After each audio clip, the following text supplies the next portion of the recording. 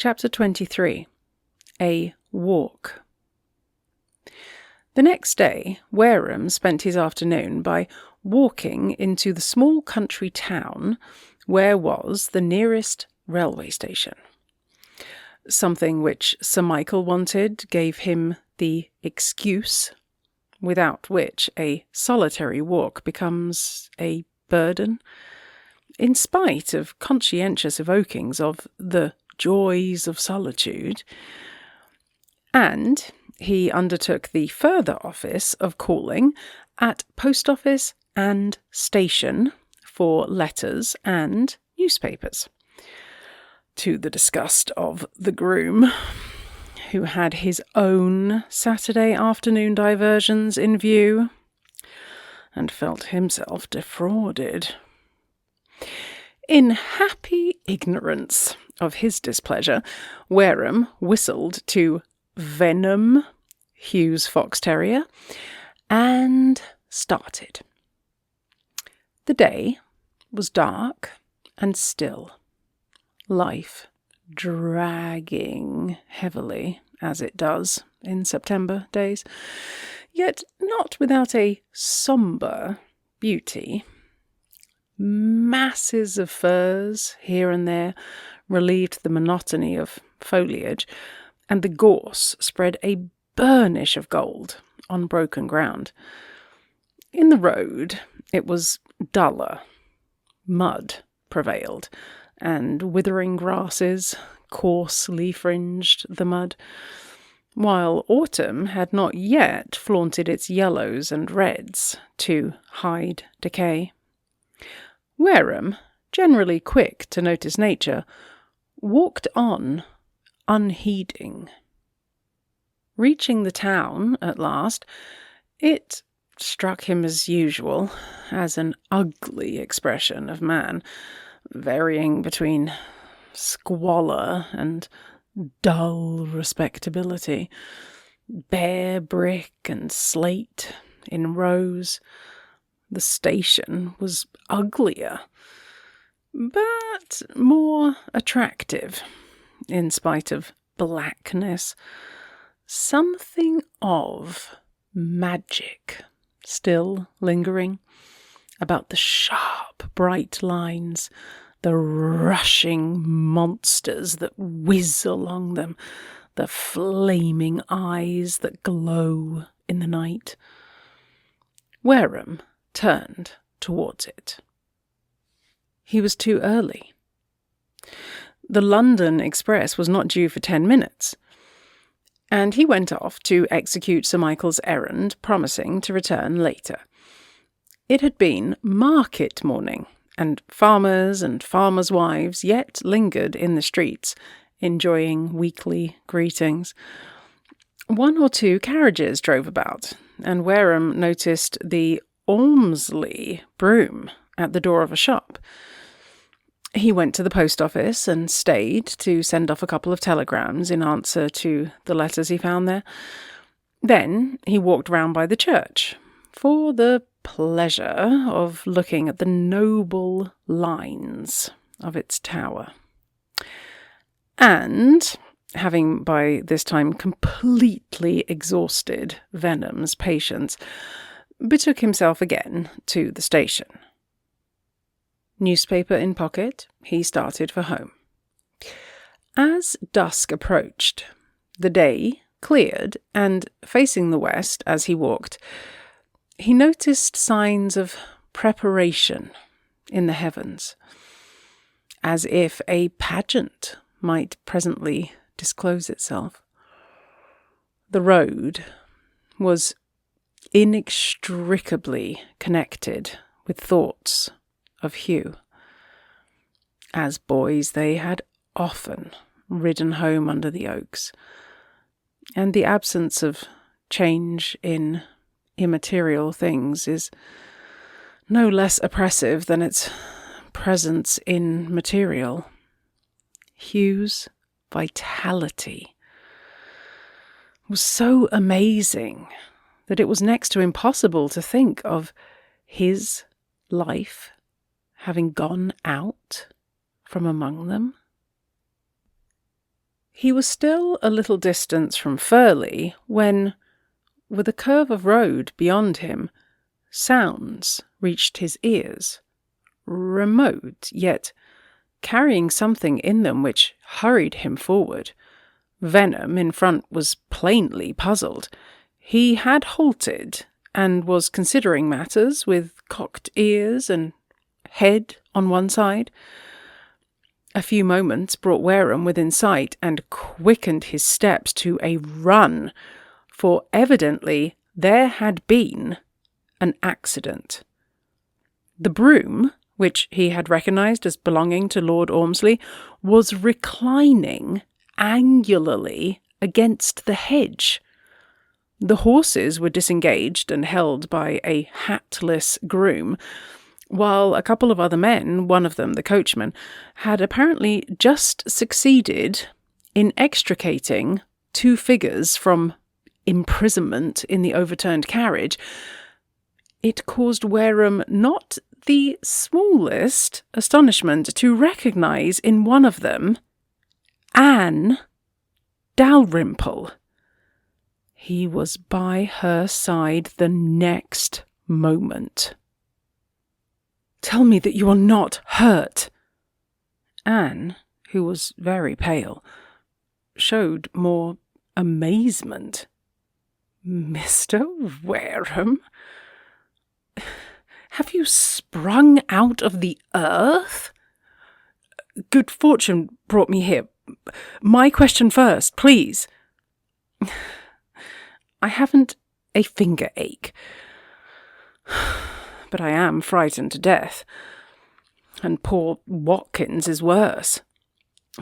Watkins, open your eyes. The danger is over, and the coachman is dying to get to the horses." But Watkins insisted upon uttering short cries of terror and requiring man's support. Meanwhile, Wareham questioned the coachman. "A broken pole? How's that?" "I don't know, sir. I could have sworn it was sound, but the off horse gave a bit of a shy and it snapped like a twig. Never saw such a thing." Further explanation put the credit of seizing the horses' heads upon a young farmer who was passing, and showed all the necessary presence of mind. Anne's exhortations at last induced Watkins to struggle to the bank, where she shut her eyes tightly to avoid seeing the horses. "Now, what's to be done?" said Anne. "We were on our way to Oakwood, and you are 2 miles from the house." "No more?" "We will walk. Would it not be better to send on the groom with the horses and let a carriage come back for you?" "Thank you. No more carriages today." I had a momentary expectation of being kicked into splinters with the broom. "Come, Watkins, you are not really hurt.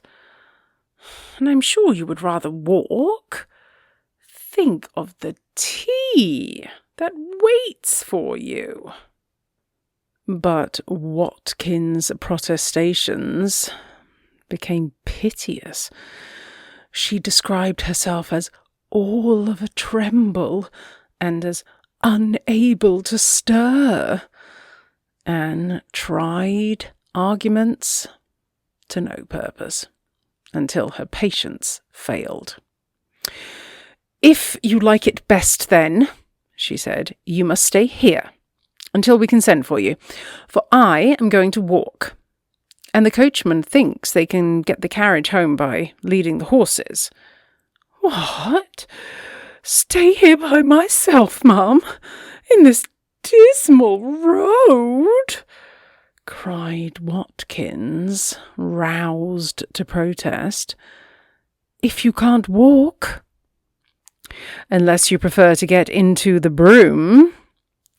This she declared to be out of the question, and was melting into tears when the young farmer, moved to compassion, stepped forward with a suggestion. A little way from the road, it appeared, there was a house. If the young lady felt herself able to walk so far, he would be happy to show her the way, and she could stop there until they sent a trap from Oakwood.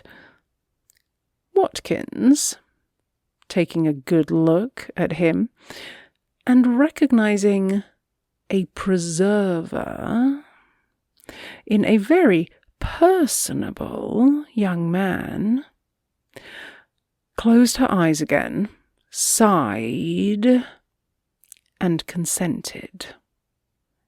The young lady being provided for. "Now for the young woman," said Anne, turning with a smile to Wareham. "I am not so helpless as Watkins, but to walk in the rear of this melancholy procession is not particularly inviting.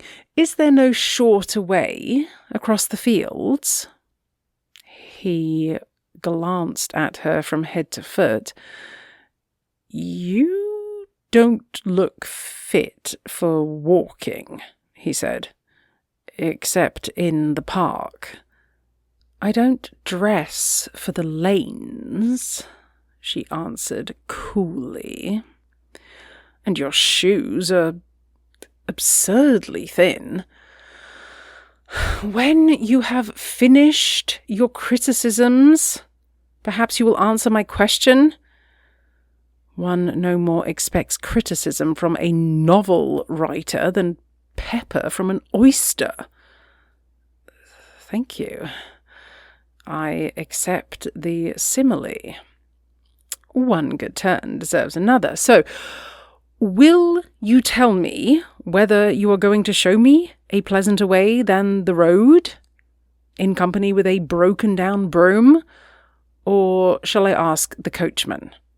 "Certainly not," said Wareham hastily. Anne's question was by no means such a simple matter as she imagined. The shortest way to Oakwood took them beyond a doubt exactly in front of the house at Furley. It would indeed be necessary to pass directly before the window, and he dared not cause Sir Michael such a shock. Furley lay in the region where little events are chronicled.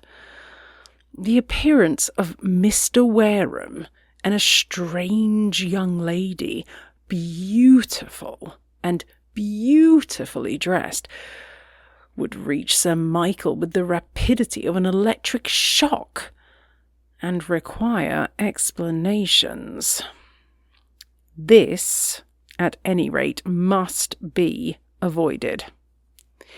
He must take her into the grounds, but a circuit through a wood would have to be made.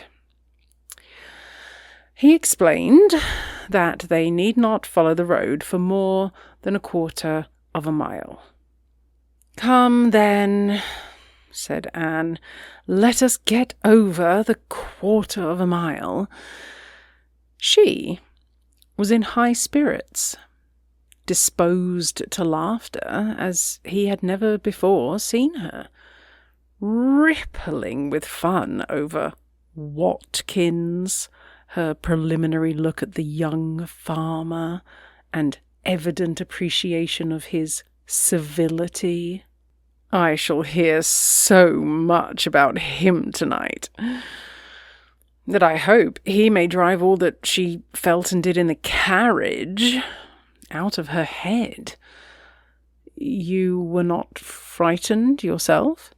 Oh, yes. As much as I had time to be. But as to nerves... Watkins usurped the display. The bump against the bank reassured me at once. I bless the farmer. Yes. Without him... Anne turned paler. She was perhaps more shaken than she knew. I suppose that you... I... said Wareham, deliberately uttering the last thing that he desired to say. I was, as usual, too late. She looked at him inquiringly. Their eyes met. Naturally, she expected more. His mouth grew rigid, under a sudden impression of his own weakness, when he had thought himself absolutely safe. And he added hurriedly, "Do you see that gate? There we turn off." Anne's voice was a little colder than it had been. "I have not apologized. I may be taking you out of your way. Are you staying in the neighbourhood?" "At Furley." There was a momentary pause before she asked, "And are we near Furley? We are going to cut across part of it now." He opened the gate as he spoke, and she walked by his side for some minutes in silence. Then she said, "It is curious that we should have met. Of course, I knew that Oakwood and Furley were near each other, but it seemed unlikely that you should be here." Poor Hugh. He would like to know. He was remembered. He asked me to think of him sometimes. If that were all, it would be easier to satisfy the dead than the living, for who can help remembering?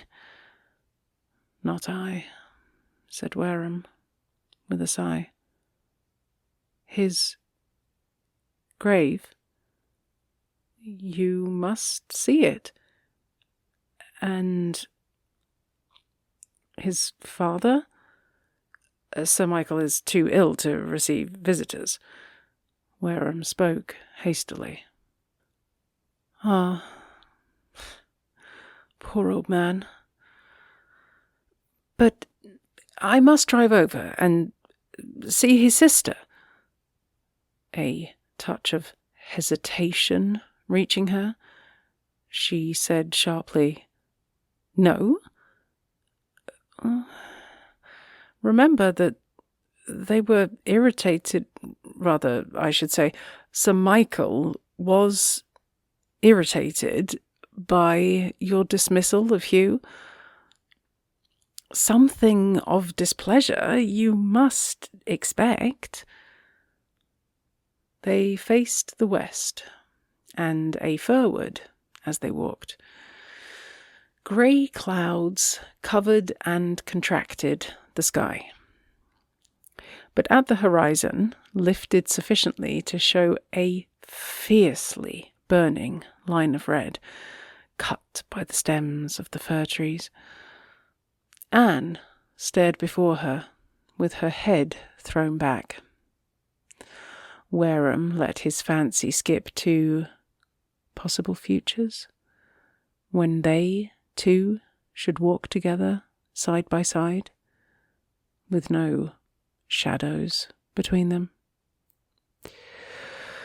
But he would keep faith with Hugh, control voice and look, they are unjust, slowly said Anne at last.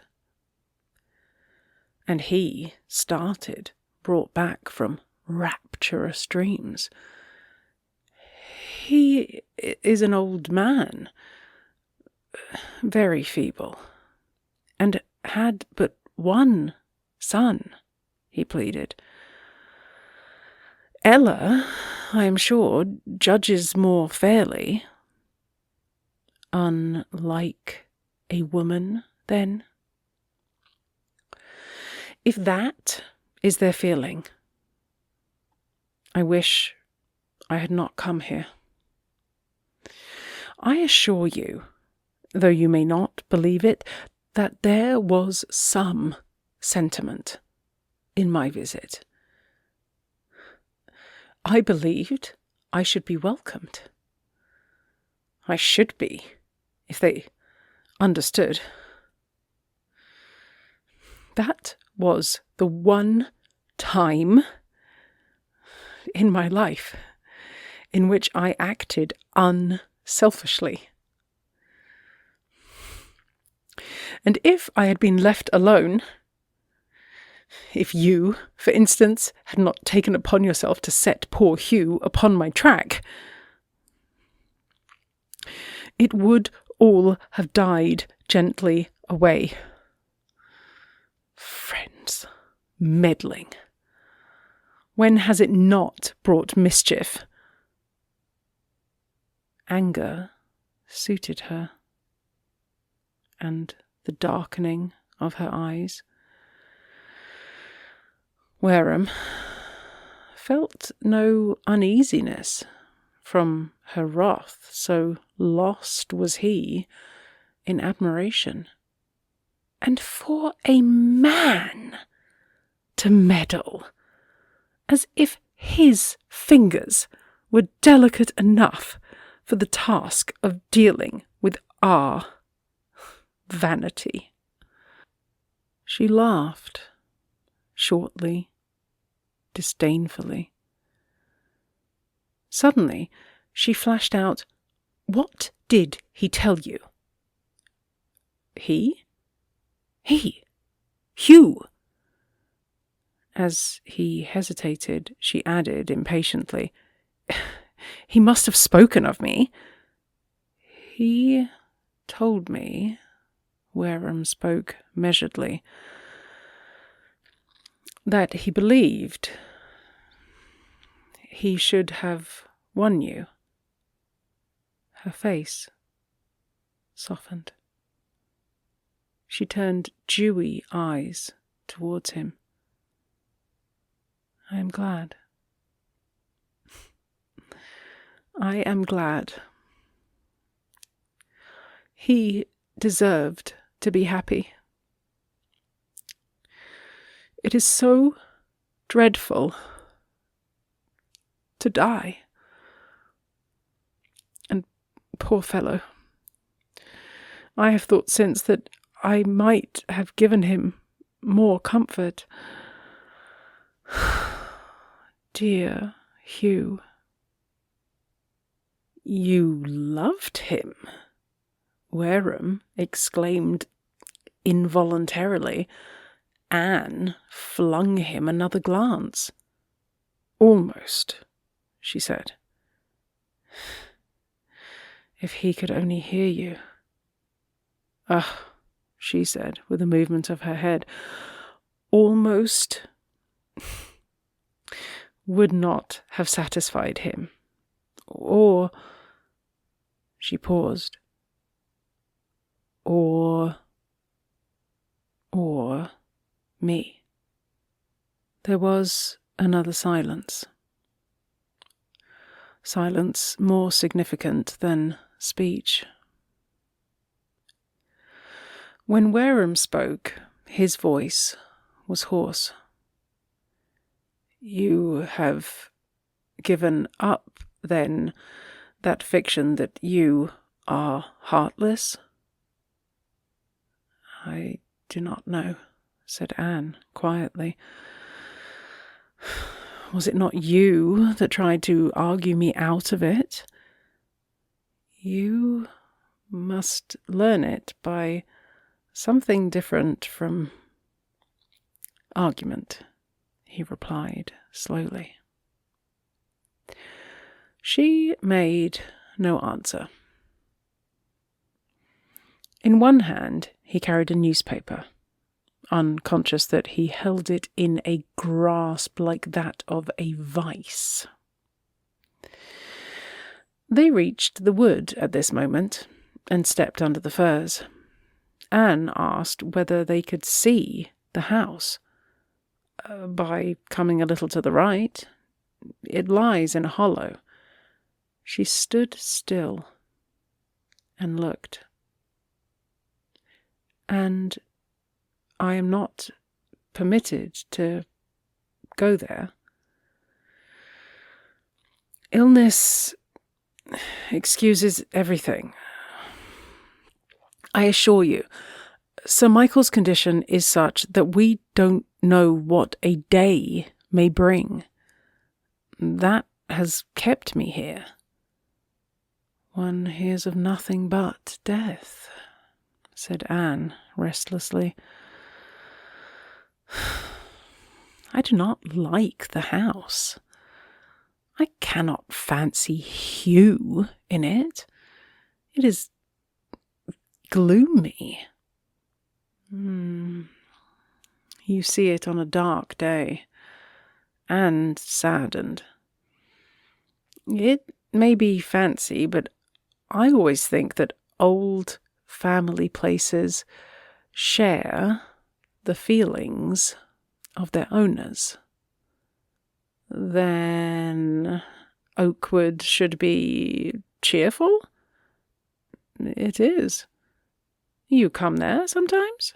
Anne asked.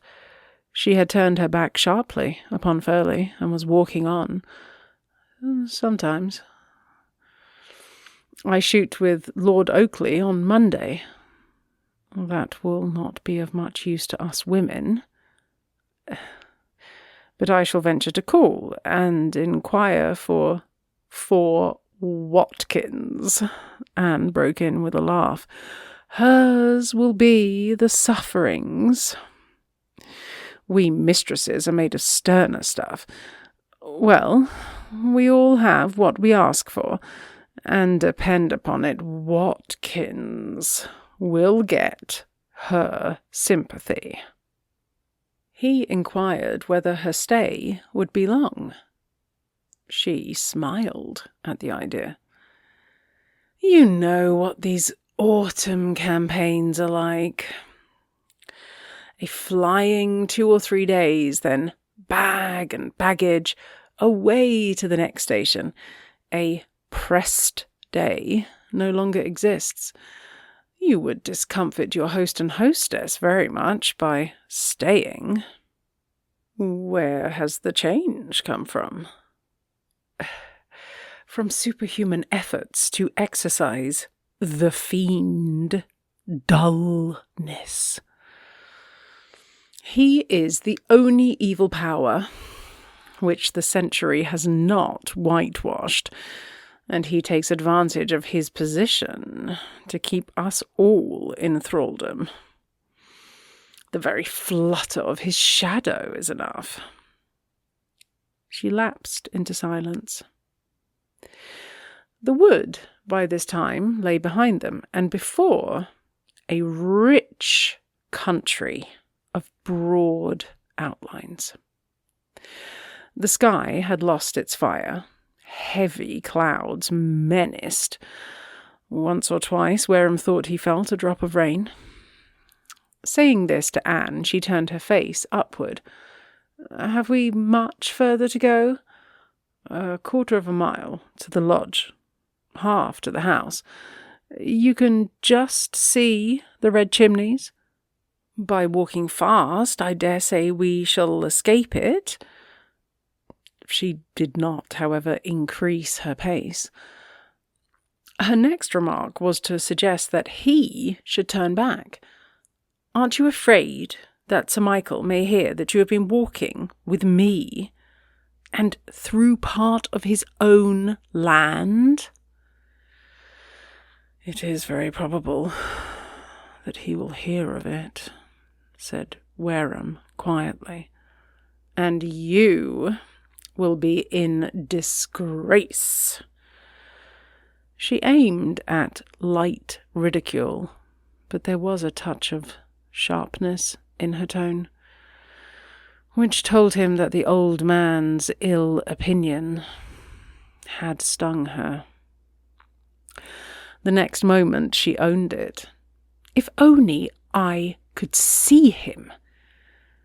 He must have got a distorted notion into his mind. Perhaps you share it still."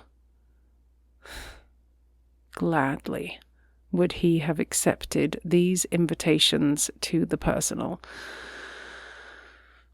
All he dared say was that it was not unnatural that Hugh's father should have brooded over his son's disappointment, and his death has fixed it indelibly in his mind. Anne moved a little faster. "Perhaps he lays that also to my charge." He could not be so unjust. Suddenly she stood still and faced him, soft entreaty in her eyes. "Mr. Wareham, are you my friend?" Was it the pallor of the gathering clouds which whitened his face? He stammered, "That," and more was on his lips when he succeeded in turning it into, "That I think you know. The only one, then, that I have here. Try to make them feel more forgivingly. Once, I know, you felt as they do. Now, if my heart is to be trusted, you are kinder. After what has passed, it hurts to be so harshly judged. Please, be on my side. Pride, worldliness had all vanished. She spoke like a child and looked at him beseechingly, so beseechingly that his heart rose in a wild clamour of desire to take her into his arms. The force with which he had to hold back this desire left him staring stupidly, only able to stammer out, "You need not ask me." Perhaps Anne read the turmoil in his face, for her eyes smiled at him. But the next moment she turned away and walked on silently. When she spoke, it was to say, "Here is the lodge, and your labour ended. I can't leave you till we reach the house." "Oh, very well." Her tone was indifferent, but presently she put an unexpected question. "You remember Lord Milborough?" "Certainly," said Wareham, wondering what he was to hear. "He hopes you will come to Thorpe next month, when he has some big shoots."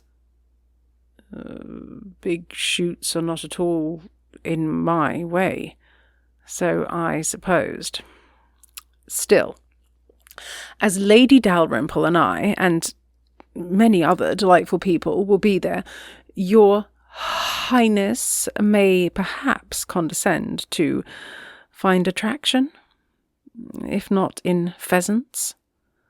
Her tone was bantering, but did he dream when he read in it a touch of pressure? Prudence shook a warning finger. Love laughed. "It is very good of you to suggest it," said Wareham, "but I really think you must be mistaken, for Lord Milborough and I only exchanged a few words, and he is even less in your way than Big Shoots." "You would like to say?" broke in Anne, with a laugh. "Well, I own one may have too much of his society." "Then why go there?" asked Wareham, bluntly. "Can one choose just what one likes?" "When I can, I do." She quickened her pace. "Here is the rain at last, and in 3 minutes the house." The door was open. Lights streamed out. Evidently another arrival had just taken place, and there was some amazement on the face of the servants at seeing Miss Dalrymple appear in the dusk, escorted by Mr. Wareham. "You will come in?" she said.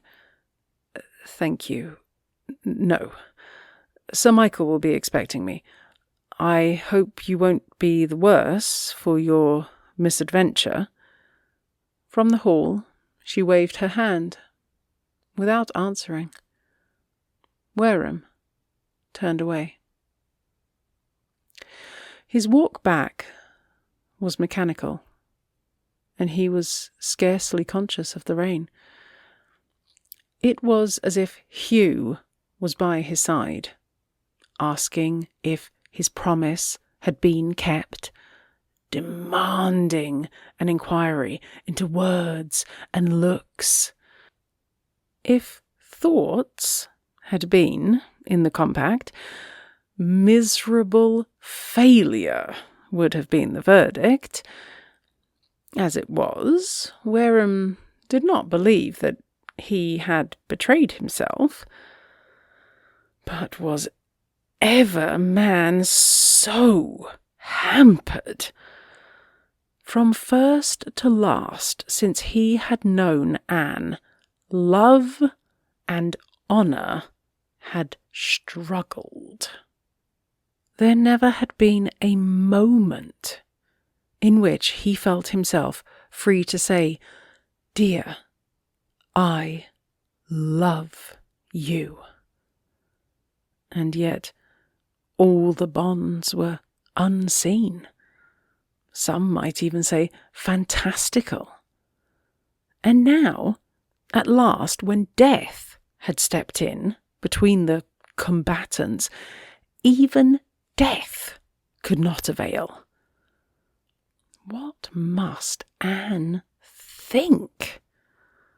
If Anne thought at all about the matter. He counted the days. A month had passed. Nearing the house, he resolved that Sir Michael should hear from him who it was to whom the accident had happened, for chance mention of her name, which might very well occur, would give him a distrust of Wareham. But he found that there had been an increase of illness, which made all speech impossible. And Ella was so much occupied with her father that he did not see her until late, when she came into the drawing-room to find him sitting there with Mrs. Newbold. The rain had increased to a wild storm, and a log fire was burning. Ella slipped into a 3-cornered chair close by the hearth. "Better," she said, in answer to her aunt's inquiry, "and asking for you." Mrs. Newbold bustled off. Wareham said something about the storm. "And you were caught in it?" That was no hardship. I simply walked home and changed, and it did not come on till late. "But tell me about the accident." "Ah, you've heard of it?" "We hear everything." And she laughed. "If you would like to know how, in this particular case, understand that the stable boy's father lives at a house where the lady's maid was taken to rest, and she related that her mistress was walking to Oakwood with a gentleman whose description Jem recognised as yours. He brought home the lady's name, and my maid conveyed it to me." "It is all true," Wareham said gravely. "And I should have taken Miss Dalrymple by the shortcut in front of the house, but that I was afraid of annoying Sir Michael. We went round by the wood instead." "And she was not hurt?" asked the girl, spreading out her hands to the blaze. "I should like to see her, to talk to her." "That is what she wishes. Very much." "What do you think? Can she come?" Ella shook her head. It was impossible. "Perhaps," she said, "she may be at church tomorrow. And if father is well enough, I shall go."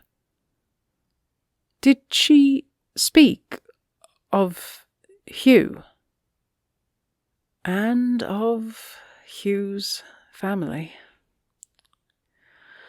Evidently when she came here she meant to have seen you all. But, as you say, it's impossible."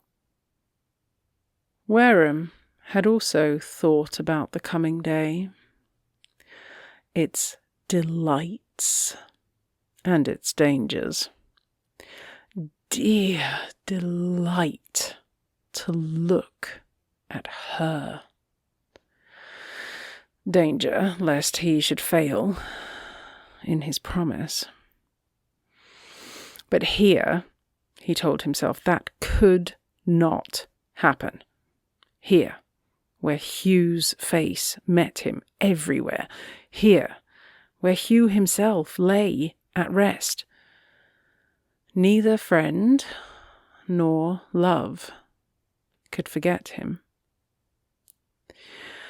When the day arrived, it was blustering and wet. Ella and he walked to church under drenched trees, and she wondered whether Miss Dalrymple would be there. Wareham could not doubt it. Nature would draw her to look at a grave. He felt it. He had a curious desire, too, for her to see the lines of old Forbes linking past centuries to present, from whom Hugh drew his brave blood. The Oakwood estates doubled, trebled the Furley ones, but Oakwood was a mushroom compared to Furley, and Lord Oakley's a new title, while the other belonged to the soil. Anne, however, was not there. He was disappointed. But excuses tripped promptly up. No other ladies came from the house. and to have seen Hugh's grave in company with her jovial host would have been like sitting with a jester to view a tragedy. He was sure that Anne had done well to avoid it. Could he have taken her there? And a whisper suggested that Anne could generally arrange what she liked. He flung it from him. Here, after all that had passed, she must have walked warily, or have attracted curious eyes. Ella, too. Ella would have been jealous if Hugh had not his due, and the due meant much. What Ella thought, she did not say. The girl had a curiously reserved nature.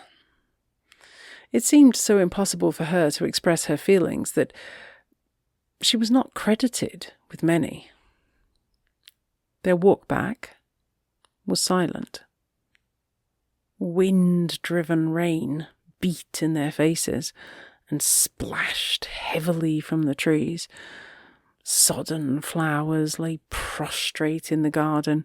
An old grey dial turned its weather-beaten face vainly upwards. Wareham tried to shake off the gloom. "You don't mind rain, Ella?" he said. "Come for a stretch this afternoon." "Perhaps, if father keeps better. But he may want me to sit with him.